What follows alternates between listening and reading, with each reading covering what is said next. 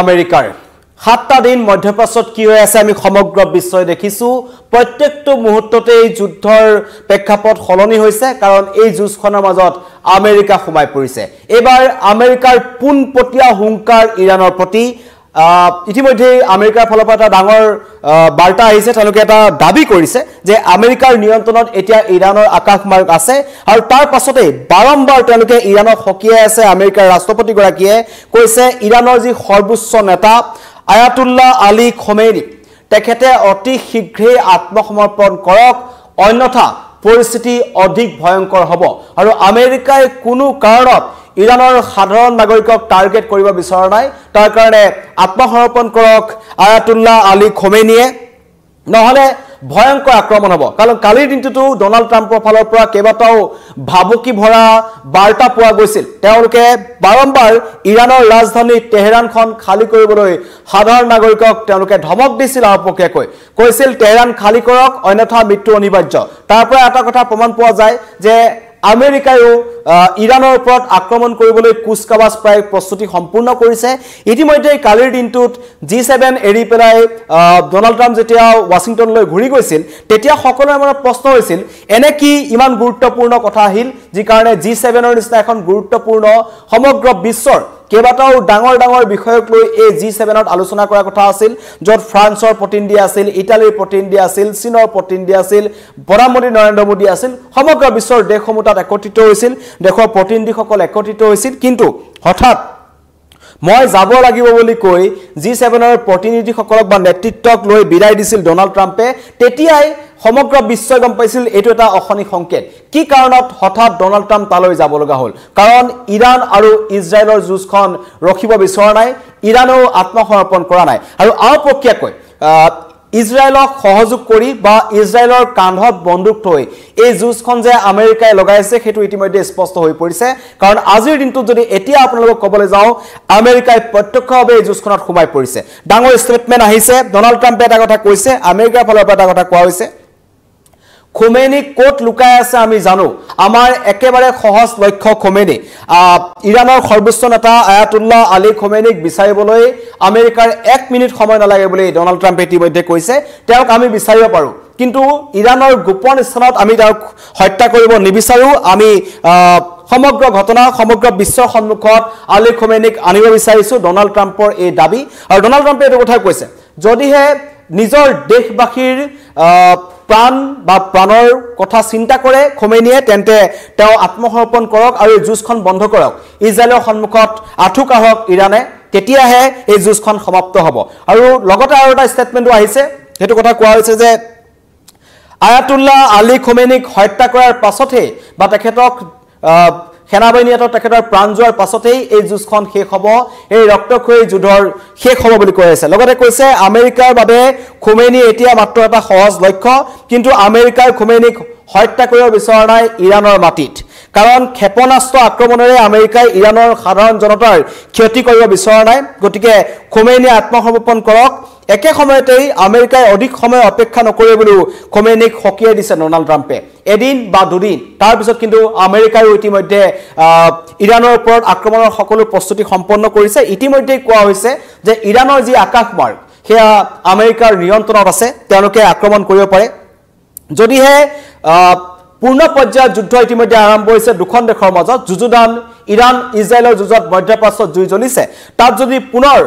ঘিউ ঢালিবলৈ আমেৰিকা আহি সোমায় তেন্তে কিন্তু তাৰ পৰা এখন যুদ্ধ অধিক ভয়ংকৰ হৈ পৰিব যেটো মধ্যপ্ৰাচ্যত বা সমগ্ৰ বিশ্বই বিচৰা নাছিল কিন্তু তাৰ মাজতেই আমেৰিকাৰ দাবী খোমেনি আত্মসমৰ্পণ কৰিবই লাগিব তেওঁক বিচাৰিবৰ কাৰণে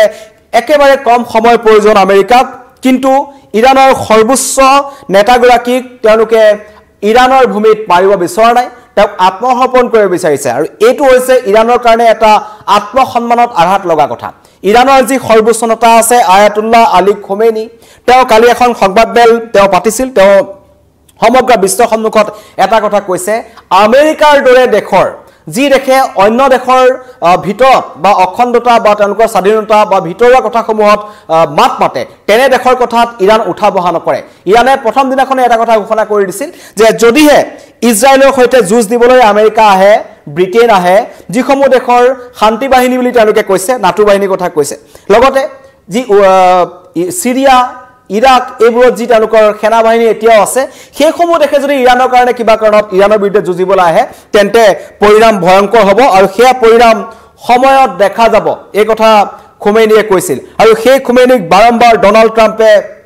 আক্ৰমণৰ লক্ষ্য কৰি লৈছে কি কাৰণত আক্ৰমণৰ লক্ষ্য কৰি লৈছে সেয়া নতুনকৈ কোৱাৰ প্ৰয়োজন নাই পাৰমাণৱিক চুক্তিখন আমেৰিকাৰ মতে হোৱা নাই পাৰমাণৱিক চুক্তিখন আমেৰিকাই বিচৰাৰ ধৰণে ইৰাণে কৰা নাই সেইখন ষষ্ঠ ৰাউণ্ডৰ যিটো আলোচনা আছিল ষষ্ঠ ৰাউণ্ডৰ যি আলোচনা ইৰাণে হঠাৎ বন্ধ কৰি দিলে কাৰণ ইজৰাইলে ইৰাণৰ ওপৰত আক্ৰমণ কৰিলে তাৰ পিছতে কিন্তু ডনাল্ড ট্ৰাম্প ক্ষুণ্ণ হৈ পৰিছে ডনাল্ড ট্ৰাম্পৰ মতে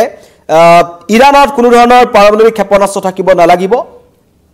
আৰু তেওঁলোকৰ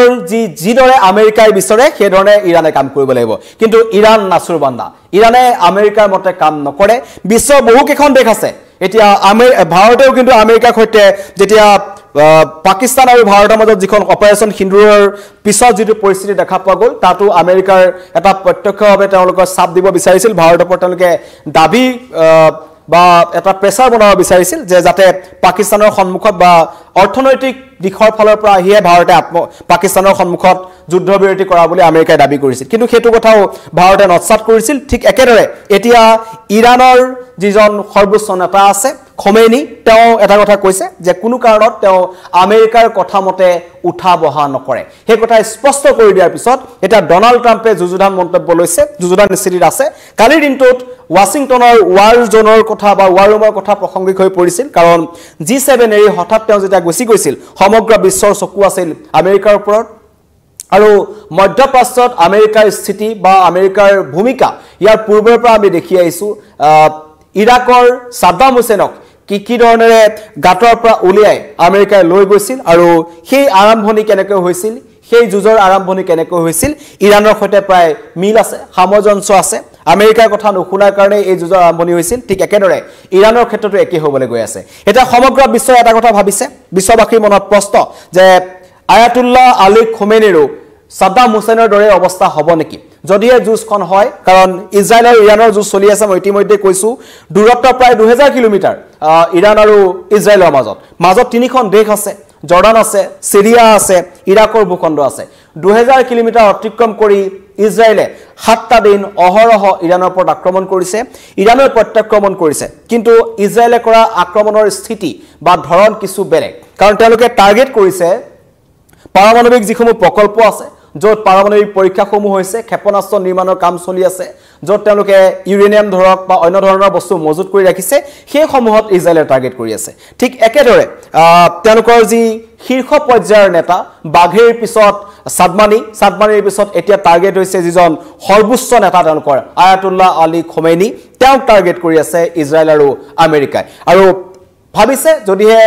মধ্যপ্ৰাচ্যত যি পৰিস্থিতি সৃষ্টি হৈছে এই সময়ছোৱাত এইখিনি সময়ত যদি নিশ্চৰ্তভাৱে যেটো আমেৰিকাৰ দাবী